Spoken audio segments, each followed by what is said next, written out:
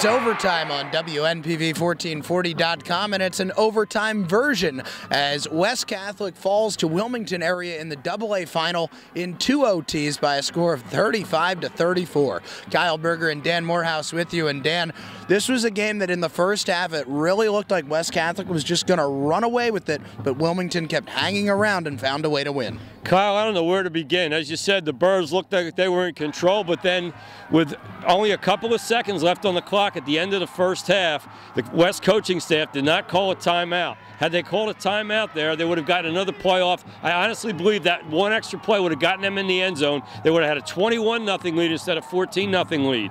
Wilmington never panicked, even though they were down 14-0. And when you run a wing T, you can afford to be patient. That's exactly what they did in the second half, and boy, they showed an amazing amount of heart. We talked to longtime Wilmington coach Terry Varelli after the game, and he said it was a memorable afternoon. Oh, it feels great. Why wouldn't it? That was hey, we beat two great football teams the last 2 weeks. About time somebody gave us some credit, I guess. I don't know what to say. What an effort. What can I say? I mean, if you saw the game, don't need an explanation. That was just an unbelievable effort.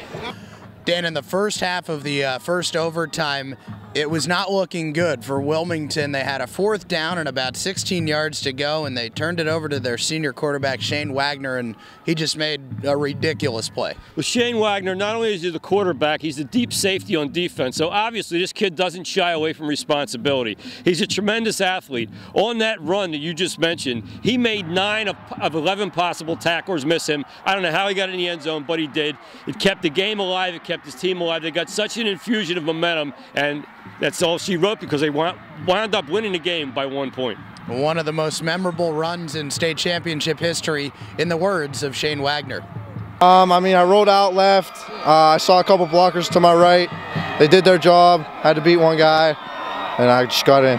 Dan, let's be honest. Not a lot of people thought this was going to be a game, and the Wilmington football team certainly embraced that underdog role. Oh, they came into this game with not a chip on their shoulder, Kyle. They had a boulder on their shoulder, and they used that to fuel them throughout. 35-34 as Wilmington's Greyhounds take home a AA state championship over the West Catholic Birds. That'll do it for this edition of Overtime. Stay tuned.